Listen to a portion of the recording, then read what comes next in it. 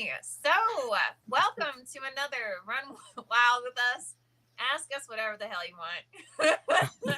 I'm Lisa Kastner. I'm the founder and executive editor of Running Wild, which consists of Running Wild Press and Rise Press. And I'm here with Ben White. So, Ben is one of our amazing acquisition editors. So, if you've written a short story and you sent it to us, this is the gentleman who most likely you worked with or who reviewed it to consider it to be in our annual anthology. So I do exist. We're here with you live. We're going to be here I can't say most Thursdays, 5 p.m. Pacific time. And we're here to, again, we'll answer whatever questions you may have, as long as they're not obscene. I don't know. Even if we can't really answer them, like we're like, I am not really sure what that means. We'll do our best. So, with that, also feel free to go ahead and send us any questions that you may have beforehand. Because then what we can do is, maybe it's something we might want to prep for, but at least it'll give us like a nice bevy of things to respond to. So with that, I'm actually going to start off with a couple of questions that we typically get. So my first question, Ben, so you get to answer first, and then I'll answer. And actually, any questions, Ben, that you have for me, feel free put them out there. Okay. So my first question is, how do you pick the stories that you're going to publish? I look for a couple of different things. Well, of course, good writing. Good writing goes a long way in the selection process, of course. But so do good characters, interesting characters, off the wall characters, those characters that draw you in and make you interested in what's going to happen to them. And then as you go along, you go with the character through the story to where when you get to the end, it matters how the story ends because that's you're part of that character. They draw you in, and so looking for that, and I think just the longer pieces, we look for a hook. I'm in page 5 already, and you've got my attention. And keep my attention to page 10, but don't go to page 50 and not have anything happen yet. And say, well, why am I reading this? It's where are we going? Give me at least something to think about and anticipate that. Yes, that's where you're going to go. And then if it's not, if I was wrong, that's okay. I can be surprised, and that works too, because there's always value in being surprised by the writing and the plot and the story and the twists. So we and I think we've advertised before, Lisa, of we are a place for writers who are maybe kind of quirky and different because they don't fit other places. We come run wild with us, and because we are open to that, as long as it's got good writing and good storytelling and good characters, we're open to it. Yeah, those all great points. I think too, what you're a lot of times when and Ben, you know this about me. I'm infamous for I'll go into our submittable, I'll read maybe 2-3 pages, and I'll stop there. Right? If the story hasn't started within those first 2-3 pages, if the voice of the characters hasn't, or the voice of the narrator hasn't really drawn me in, then there's probably some work that needs to be done within the piece. I'm also really infamous. I'm always looking for something that's interesting, and that could be anything, right? We publish all genres. We do obviously a lot of cross genre, which oftentimes that could be something as simple as like a horror story that has like a sci-fi element to it, right? I mean, we're not like hyper picky about like, oh, it's got to be exactly like, right? It's just got to be a really great and engaging story. We're also pretty infamous for the other. We get asked a lot, like, well, I sent you this to you a year ago and I haven't heard anything. That's actually a good thing, believe it or not, because typically we only publish 15, maximum maybe 20 stories, titles per year for both Rise and for Running Wild. And what that really means is that we get, I'd say like 1,000, maybe something like that, stories a year. And because, if you do the math, there's no way, even if half of the stories that we get are really good, we're not going to publish 500 full length pieces in a year, right? So we hold on to them to see, like, maybe we'll publish them in the subsequent year. And, so people have gotten more and more, I guess, open to that. But yeah, if you haven't heard from us, then that's probably a really good thing. Yeah. I look for an engaging voice, and sometimes it's an engaging voice can simply be one that where there's a lot of action going on. If you wonder, like, what is it that we're looking for, it's probably the same thing you're looking for when you're going out to read, to find a new story, right? People are looking for stuff that's entertaining, it's engaging. I personally, like, I love alternative structures. I think they're fun. It keeps you engaged, makes you think, all that kind of stuff. So I really enjoy it when an author's like plays, basically. I love stories that it's also clear that someone's done their research. I think it's a lot of fun having those certain levels of detail. I mean, not necessarily where you're describing like a bureau for 15 pages, but where it's clear that, like we received a dual narrative in the last few months. This has been a couple times, and where there's the present voice and then there's a past voice. Well, I guess a lot of people don't know this. Contractions actually are a modern era. So if you're writing from the perspective of a character that is in AD or is in the early hundreds, then guess what? They didn't use contractions. Can't, won't, don't. Those words did not exist. Again, these are all modern concepts. So I know when I'm reading something and it is based in, an era that is not modern and there are contractions being leveraged, I know you haven't done your homework. So that will immediately, if it's clear that someone hasn't done their homework, that'll immediately get it to a no, because that for someone is aware of those kinds of variations in terms of like modern language compared to past language, it's going to be a huge distraction. Like they won't be able to move forward. So I'm not looking for that. I'm not hoping for that, but I'm very aware of it.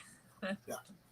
So. And on the other side of that, I was looking on the Rise side, and there was a futuristic dystopian kind of novel that at first it used a lot of the ing verbs and for a lot that you wouldn't expect. But it hit me the same thing that you're talking about, Lisa. It hit me that, this is future. So maybe language has morphed. So you can be creative with the future language to to where you tell us what it is. It's your future. and once I caught on to that, it wasn't a distraction at all. It was drawing me into the language that the characters were using. And sorry, go ahead. Well, it was just the flow of speaking by the characters. You caught on to it and said, okay, this is in the future and how they're going to speak. I'll go with you. It's interesting that you bring that up, because one thing that I'm seeing more of, it's really there a lot. If you think about it, a lot of very popular stories are actually, when you first enter it, like The Matrix per se, you think, oh my God, this is a dystopian, right? So it's something that occurred in the past. And then you realize as the story continues forward, that in reality, this is a narrative that actually is happening in the future, right? It's just that there was some cataclysmic event occurred that makes you think that, oh, wow, there's no running water, right? And it's like, well, actually, there's no running water because this, there was a nuclear event, right? Yeah. Or something like that. So those are actually really interesting, and they're fun to play with from a writing perspective. And it's also fun to play with from an editorial perspective to kind of help the author draw that out. So, yeah. And for anyone who's watching, don't forget, feel free to go ahead and ask us questions again. Just go ahead and pop them in the comments section, and we will be more than happy to answer any kind of questions that you have. And if it's obscene, I'll probably punt to Ben. No, I'm just kidding.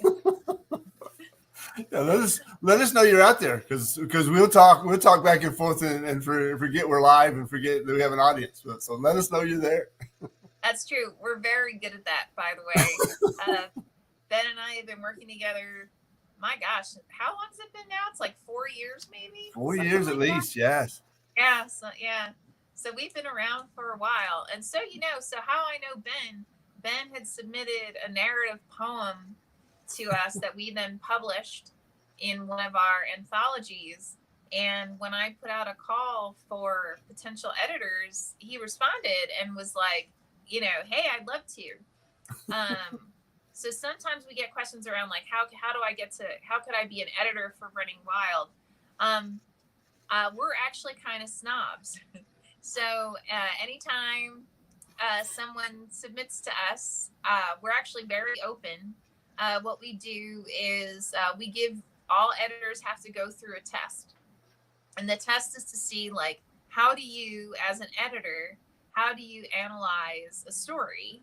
And how do you intend on working with authors? And the reason that's important to us is because we don't exist in order to change authors. We're here to help really kind of draw those authors and their stories out and make them, be all that they can possibly be. Because oftentimes, those areas or those parts of the story that maybe they're not as developed, the author doesn't know it because they've been working on it forever, right? And so they're really dependent on an editor who's going to be more collaborative to work with them on really bringing that story forward so it can be everything that it possibly can be. And I always tell the authors that I'm not editing for them or to them, but with them. And it is a collaboration. And yeah, exactly. And to go through I personally have an approach to edit from a reader's point of view. So if you've confused me as an editor and I'm thinking like a reader, it's probably a good thing to catch that and say, because you don't want your readers mad at you or confused about what you've told them. And for instance, there was a scene in one novel that there was someone at a protest. He was standing on a light pole, hanging. He was standing on the base of the light pole with his arm around it with a loudspeaker. And then he pulled out his draft card and set it on fire. And in your mind's eye, how many hands does this person have?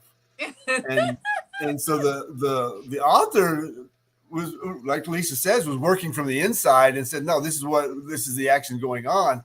But it realistically, something had to be handed down, or he had to get down and do something before he lit the draft card on fire. And it's just those little things that, from a reader's point of view, you're going to see that and you say, wait a minute, how can that happen? How many hands does he have? I need to know. And but that's the kind of thing that you iron out. And we had this discussion a couple of weeks ago about rearranging the story and making sure, does this chunk of writing fit somewhere later or earlier, and looking at it from that point of what the reader is going to experience. And it's something sometimes the author will get wrapped around the story and the characters and everything they do is exactly right from the author's point of view.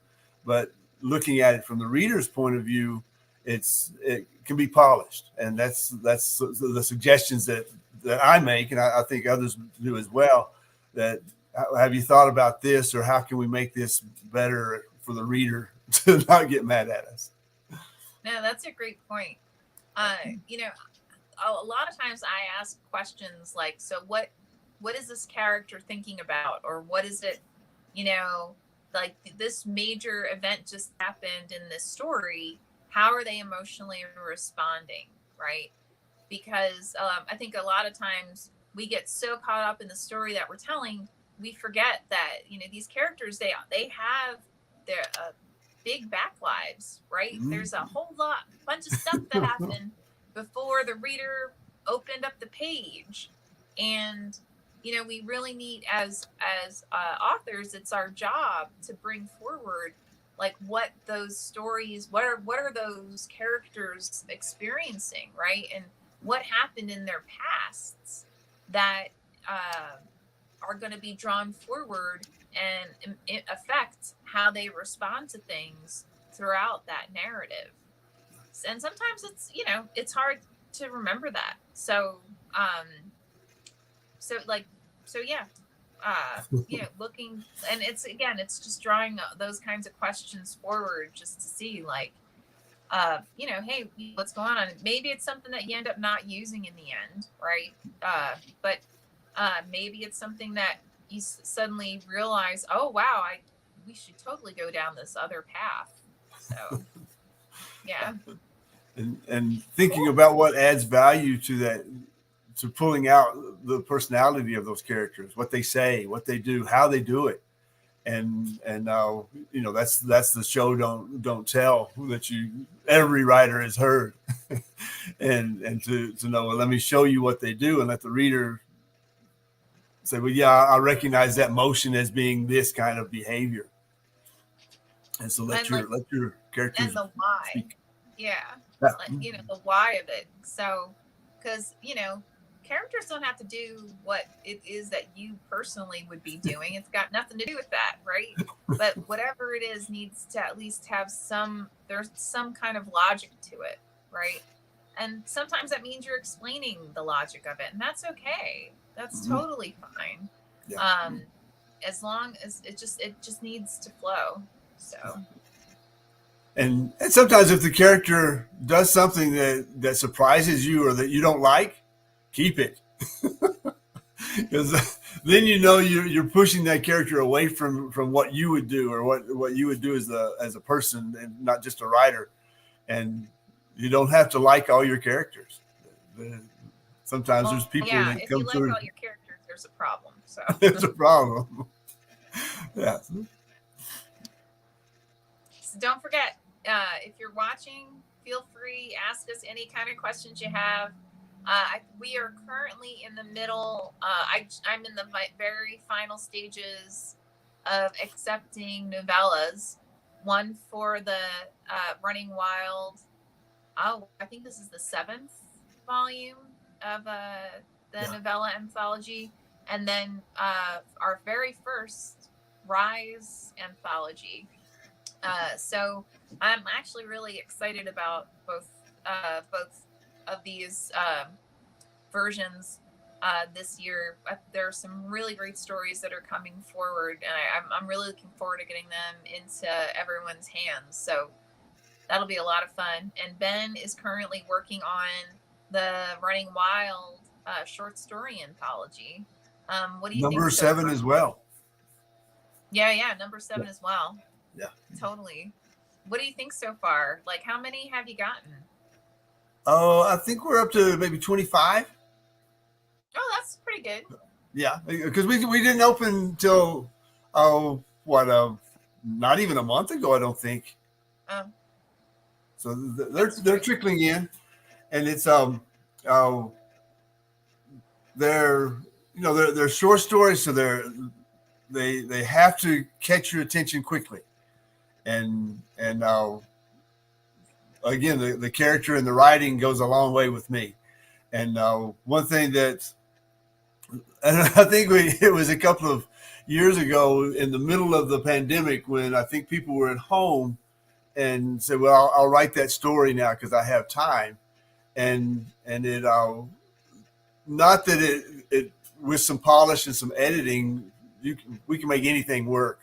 But you have to remember that we've got a lot of things to make work. So we have to make some tough choices about what's going to flow and fit together in the anthology. And fitting together in our anthologies, there's some eclectic work. So it could start off in science fiction and go to a very realistic story at the end, and anything in between. So it's if you've got that idea for a story, get it on paper.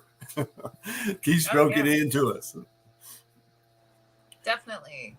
We're always looking for like a new and interesting voice. So to Ben's point, like if you want to, there's something you wanted to play with, definitely play with it, bring it, send it to us. If you do send us something and we turn it down and we didn't give you feedback, feel free to go ahead and reply and let us know that you'd like feedback. Because we're more than happy to give you, we can give you recommendations in terms of potentially for revision, that kind of thing. And always remember, you don't have to accept. Like if someone turns down a story that you've written and you don't agree with the changes that they want you to make, you don't have to make them, right? It's your story. So it's really more about just deciding like what is it you want the story to become. I know I mentor for like the Horror Writers Association. I mentor for several actually different organizations. And what I typically do is when I first sit down with my mentee, I'll say to them, look, what do you want to accomplish as a part of our relationship? And by focusing on what it is that you want to accomplish, that then enables you to build a much clearer plan for how to move forward, right? So like if your goal is that you want to have short stories published by Weird Tales or by one of our anthologies or somewhere, right? Having that, even that little bit of additional definition around where you want to be published, that can really help you hone in on, okay, so in order for me to be published by like Weird Tales, they actually have specific criteria that they're looking for. So I'm going to focus on making sure I've done my homework and I'm submitting a kind of story that would be applicable. It would make sense to be run in Weird Tales. I'm just using that as an example, right? So doing that little bit of homework, just making those little bit of focused goals, that can just make huge strides in terms of your advancements as an author. So definitely, it's just something to think about as my cat sits here and decides to love bite me. Don't be surprised if she keeps showing up. She cannot stand not being the center of attention. So, yeah. Very nice. All right. So, if you are watching, please feel free to go ahead, ask Ben and I any kind of questions that you may have. We are more than happy to answer them. And we are going to be here every Thursday at 5 p.m. Pacific time to answer your questions. So if you're watching this and it's after the live stream was live, feel free to go ahead and pop questions into the chat. Again, we're more than happy to respond to them during our follow-up session. Cool. We also invite basically all of our editors to this. So each week you'll probably have different folks joining. Most likely next week, Ben won't be here, but one of our other acquisition editors, Peter Wright, will. And we typically do have a couple of editors, because we just want to make sure that you have an opportunity to hear from a bunch of the different folks who you may be working with, or whose stories you may be just thoroughly enjoying right now. So, and we have some great conversations, because we all bring in different perspectives and different experiences of how to approach literature, if nothing else, and the experiences in literature that we've had. And so it's you listen to Peter, you're not listening to me. It's not like we're the same person. I don't come in and I talk for Peter. We have some great conversations, because they're different points of view, and that's beneficial as well. And your editorial style is more commercial and contemporary, and Peter's is more literary. And Cody has a completely different perspective, right? He's another one of our editors. So that's part of the fun of our editorial staff, because everybody comes, to your point, from a different perspective. So I might read something and think, well, I kind of like it. And then, or I'm not sure if I like it or not. And I'll send it out to the acquisition editors to get their feedback. And it's fascinating, because every time we have a really interesting conversation around if this is something that, are there recommendations that we may want to make to the author in terms of what they can do moving forward. We have had several times when we read something and we all unanimously said, oh yeah, we need to pick this baby up. So for different reasons, and that's good too. Yeah, for completely different reasons, actually. Yeah, totally. For those of you who are watching too, if you would like to meet any of us in person, I'm going to be at the Atlanta Writers Conference in April. So if you Google Atlanta Writers Conference, go ahead and look it up. I'm also going to be at the Penn Writers Conference in May. I'm also going to be at the San Francisco Comic Fest. So if you want to, at the Atlanta Writers Conference and the Penn Writers Conference, I'm going to be teaching a couple of workshops, and I'm also going to be conducting a couple of panels, basically assessing or analyzing query letters. So it's a great opportunity for you to have your queries analyzed by those who check these babies out on a daily basis, pretty much. You could, for the for the San Diego Comic Fest, I'm actually going to I'll have a table there, and it'll have actually a bunch of the titles that we're bringing forward this year that are going to come out in May and June. So it'll actually be a chance for you to read some stories before they're readily available to the general public. So it's definitely worth checking out. And I'll be there with one of our authors, Tone Milazzo, who's a really fantastic writer. So it's definitely worth the time if you have a chance to come in and just spend some time with us. We're going to have a really good time.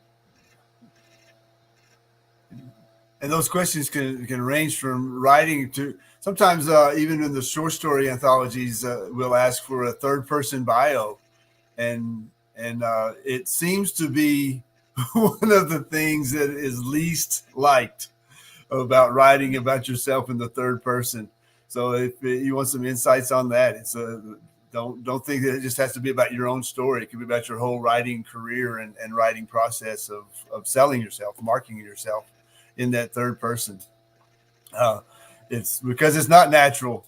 Ben says it's not natural to Well, talk it's about. not. Yeah, but it's those type of questions that we would love to hear from you and talk about. If it's an interest to you, it's an interest to us.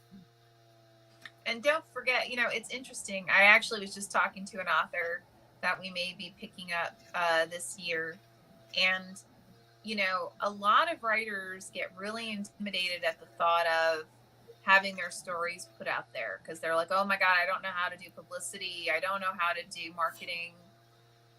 I don't know anything about, like, I don't know any famous people, all that kind of stuff. Uh, a lot of this is all about, it's again, I mean, it is doing research, don't get me wrong. But it's also, don't be in your own way. That's one thing I think that a lot of, not just authors, but people in general do, is they get intimidated at the idea of doing something and they're like, oh my God, I can't do it. Right. We've actually had a couple of authors do that.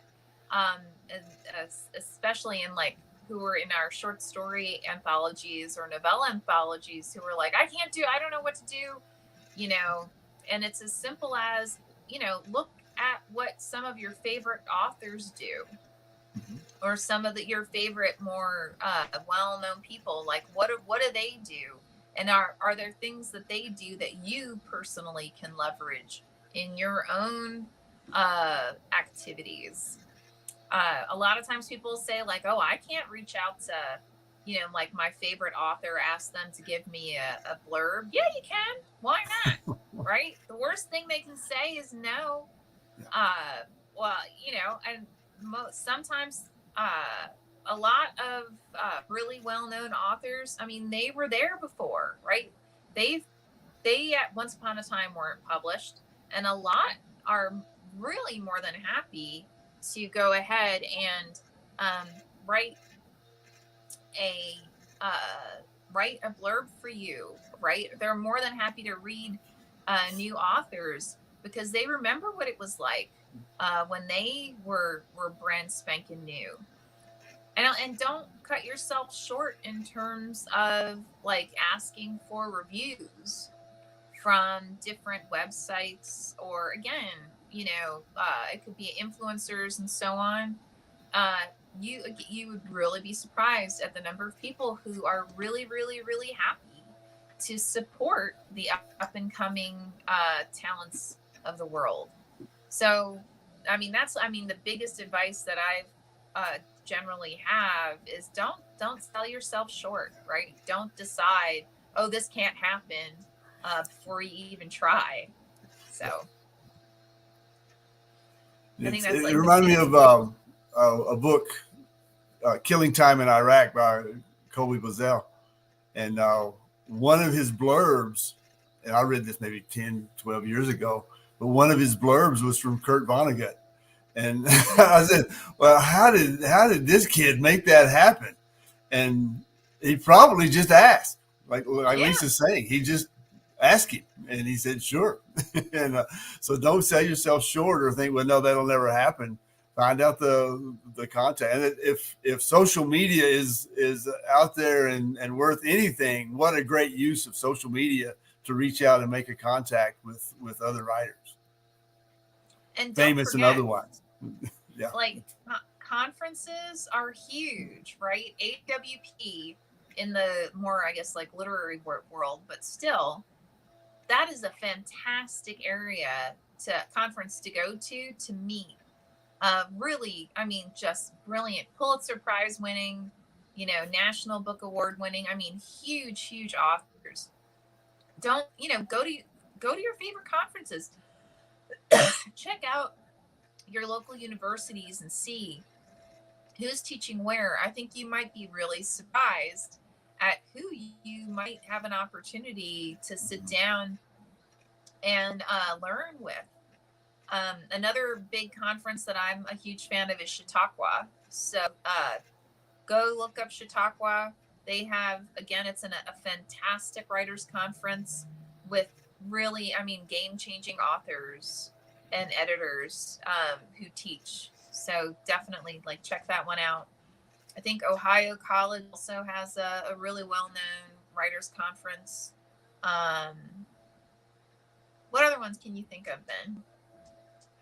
Well, the big one, the AWP for sure, the American Writers, uh, whatever the P stands for, but that's huge, and I think they're back to face to face now because they did go, they had canceled a couple, but anywhere, even local. Think about just your local bookshops. Go and if you have a book and you want to do a reading there at the local bookstore, don't sell that short either, because that's the life that you live as a writer. And don't forget, I've had a reading once, and it hit me that I never felt more like a writer than when I got to read. And it's good to present your work in the voice it was intended to be presented.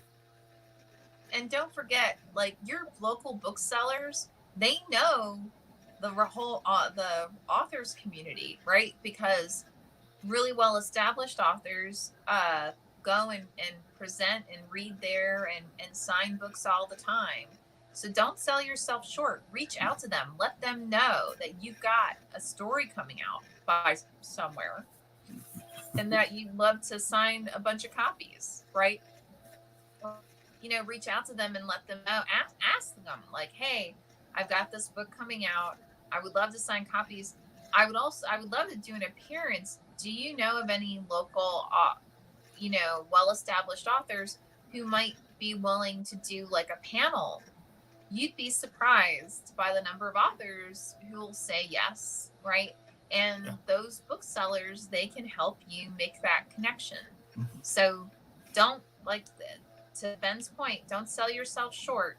It's more than worth asking about. So cool. All right. So again, I'm Lisa Kastner. I'm the founder and executive editor of Running Wild, which consists of Running Wild Press and Rise Press. And I'm here with Ben, who is one of our acquisition editors and authors, actually. And and we are. I keep forgetting that part. We'll be here most Thursdays at 5 p.m. Pacific time. And then we're here really more so to answer your questions. So, and to take any comments that you may have, which I realize I just opened up a can of worms by saying that, but that's okay. Anything that you would love to talk to us about or ask us about, please feel free. If you are watching this and it is in the recorded session, not the part of the live stream, please feel free to go ahead and put your comments or questions in the comments section, and we'll respond to it in the subsequent week. So, cool. Love to hear from you. We would absolutely love to hear from you. It's funny, when I first started doing these in the beginning of the pandemic, and we used to get a ton of people who would sign up. Mm-hmm. So don't definitely take advantage of this. So what other big questions do you get, Ben? I think there's sometimes a hesitation. Maybe hesitation not the right word, but working with an editor may make you think that the editor is going to change you to make it look like what they write or what they want it to look like, and it's probably the farthest thing from the truth with us. Like I say, we do it with you, and any suggestion I make, if you reject it, then it's rejected, and we polish what's there to where it flows the way you want it to flow. And Lisa mentioned the narrative poem that I first submitted to a novella collection. It was a long narrative poem, and it fit a novella kind of format. But knowing that I write what I write is not what I necessarily see or read. Lisa may not know this, but it surprised me when she accepted it. So I had to write her back and say, "Are you sure? Are you sure you want this?" No, I remember that. I said, "Okay." Somehow it slipped through. Somebody got stuck between the pages or something. But if it's well written and tells a good story and it's got good characters, we've got a place for it. Yeah, exactly. And sometimes, like, if it's interesting, like when we were talking earlier about how we all are looking at something different, I guess you could say, when we're reading a piece, right? Because something I might be attracted to, maybe Ben won't, or vice versa. We actually had a couple of times where I'd read something or Ben would read something, and one of our other editors would read it, and they would point out things that maybe we hadn't noted previously, and then we will sit down with the author and kind of ask about, like, hey, we noticed this about the piece and so on. And in that conversation, it really came forward what the author was trying to accomplish within the piece, and we were able to kind of brainstorm some different revisions and acquired the story that way. Actually, Cody's finishing up a story that we acquired late last year in that capacity. And it's, afterwards it was interesting because I remember Peter said, wow, Cody made some really amazing points about the piece that I hadn't even noticed until we really sat down and we were talking. We were all like talking with the author. So,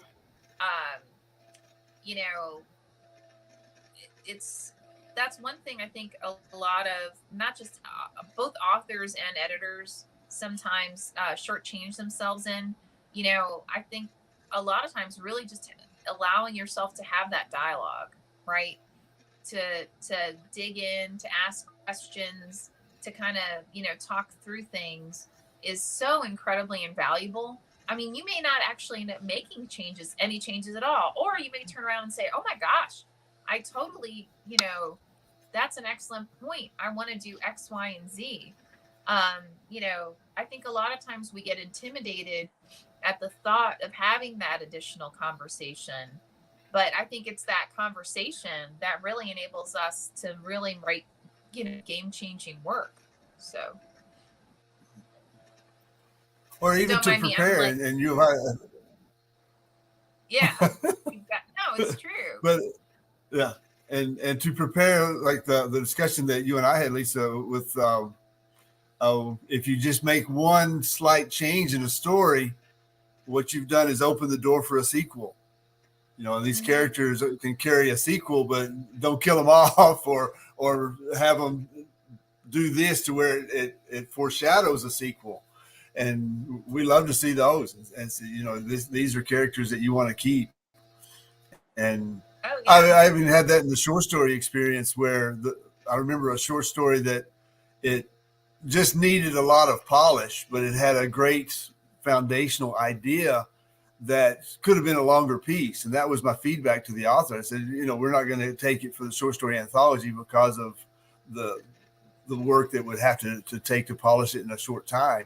But if you polish it, remember us when you make it longer and resubmit to us. We'd love to see it in a longer, more polished version. And that's because we're writers as well. And right. And the rejections that we get, the ones we remember, are the ones that had a personal note to them and said, it's not just the form of, we're sorry we didn't take your stuff. Submit again. But the ones that they read it and they took care of your work. So there's nothing I love better to do than if I'm going to decline a piece, to add a personal note in there to tell them why, or encourage the pieces that worked, because every piece works. It's just sometimes it's not right for us. It's not that it's a bad piece. It's just bad timing and maybe the wrong place at the wrong time. And it's interesting to your point. A lot of times, sometimes we'll get something, will it could be a short story or a novella or a long form, and like especially with long form, if someone submits it and it's all of 50,000, 60,000 words, and it's like a dystopian piece, that usually means that there's some delving within the narrative itself that needs to occur. Because I mean, there's a reason why dystopians typically run at least 70 to 80,000 words, if not 100,000 words. Same with science fiction, same with fantasy, right? There's a certain level of detail, there's a certain level of nuance that has to occur in order for it to really, really work beautifully. And so sometimes, and to Ben's point, because we're writers as well as authors, or authors as well as editors, we're familiar with that. And so we're familiar with, a lot of times you sit down and you're reading a piece or you're writing a piece rather, and you don't realize that you haven't done X, Y, and Z's. An example, actually, Ben has edited my work, and there was a couple of chapters of one long form piece that he was like, it would be really interesting if you delved into like describing these areas, or like it would be kind of fun to follow this sub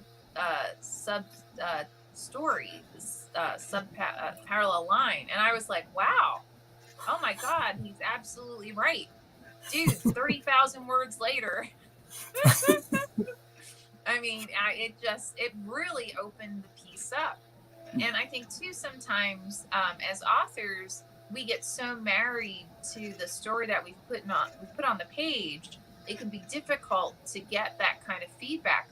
But if you allow yourself to really kind of absorb that feedback and really hear it, you'd be shocked at the amazing kind of changes and revisions that you can make. So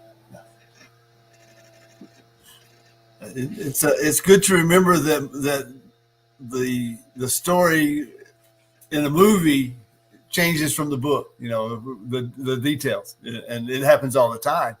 And so think about it. How would this end? Would it end differently if it was a movie than it does if it's a book? Not that you have to change it, but just to think about the possibilities of how it could end. And you may find a different ending. You may find a more solid ending the way you have. And say, no, this is the way it's got to end. This is, and it does have to end. Yeah, totally.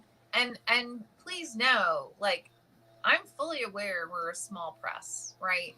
Or we're two small presses. So I'm not fool enough to think that we are the only place that you've ever submitted your work to. And I'm not fool enough to think that we're the only ones that have ever potentially, accepted your work. So, if you come back and say, oh, I don't want to do X, Y, and Z, we'll say, okay, no worries. If we make you an offer and you're like, hell no, I don't want you to have the rights to an audiobook. I'm probably going to say, okay, thanks. Because typically the way the business works is when when we acquire a story, we pretty much within the first few months are already sending out the concept of that story to audiobook companies, so that the audiobook could then be put into the general public and be made available around the same time of the paperback and the ebook. So it's something to keep into consideration. Is, what are all the different forms that we are going to be looking to put this amazing story that you've written out into the general public. So Leonard Pig asks, what are your feelings on stories featuring public domain characters? We had someone actually submit a story about based on Shakespeare, meaning the human being Shakespeare. I'm fine with that. It partially depends on, though, like, is this a character that we would have to acquire the license of? So what I mean by that is, if it is a Marvel character, we would have to actually pay to license in order to run the work, and they would have to approve it. Same thing with the DC Comics character. Same thing with a lot of characters. So much of it would depend on what we mean by public domain, and how the characters being leveraged. So. And my initial thought when I see those come in is this work relying too much on someone else's work, and especially spinning off of another novel or a character in another novel, and taking them. And there's some humor in it sometimes, but if it continues on, the joke loses its humor. And so you really have to look at the character and say, why does it have to be that character to do this? Why not just come up with your own character to do what you're having this character, this well-known character, do? And so if it's a matter of, well, I'm relying on everybody to like that book, and now I'm going to use that character because they like my book too, it's still related and dependent on the other person's work, then I question that. And because then, what characters can you come up with, and what situation can you put them in? And that's basically what you're doing. You're just taking some other character, but why not put your own character in that situation? But that said, it can be carried off, and even especially in a short story where it's a quick continuation of, hey, this could happen to that character that we all know so well. Bilbo catches a bus instead of a pony, or whatever. We've had a couple of instances where individuals submitted public domain works, or works based on real individuals. Mm-hmm. And I personally was fine with it.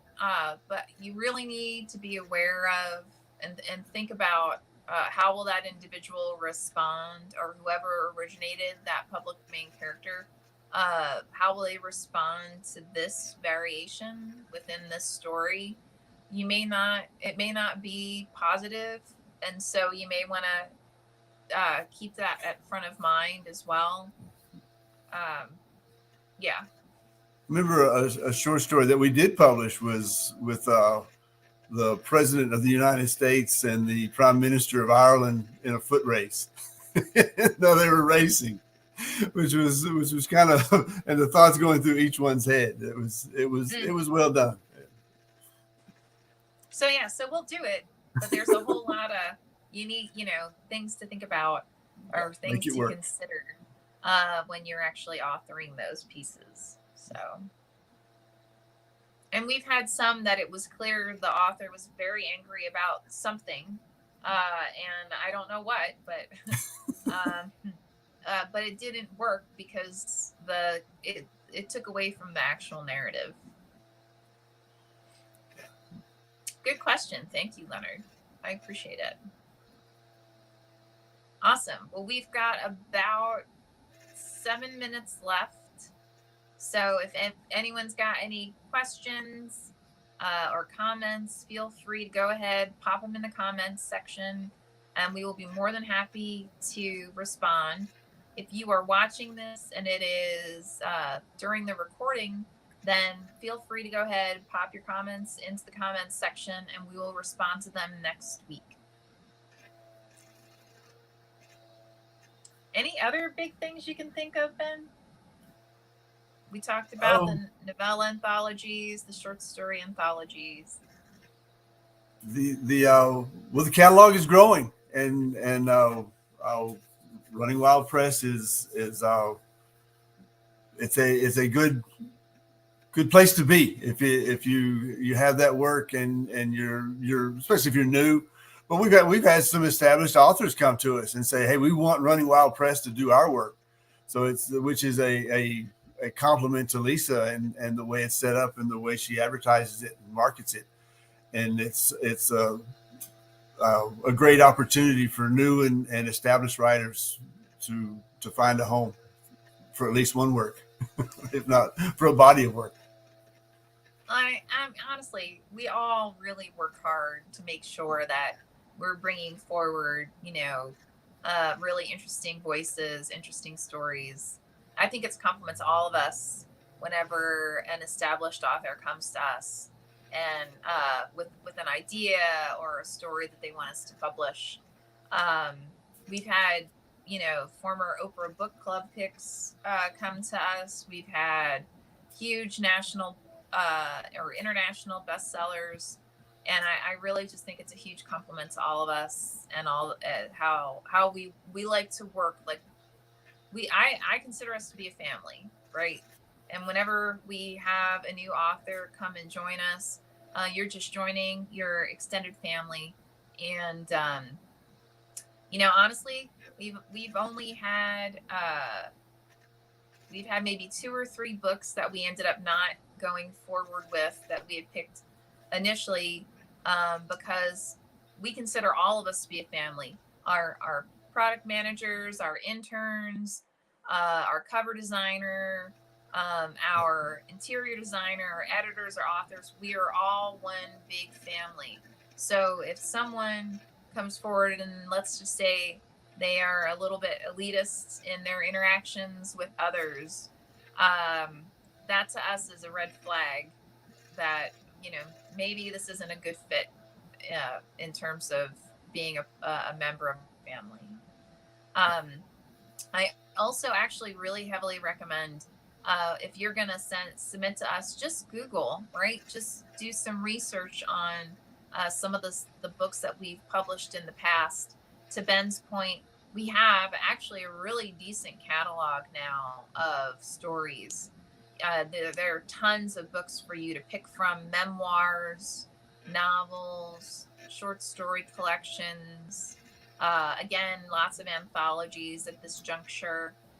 And we've had several named Best of the Year. We've had ones, several starred reviews.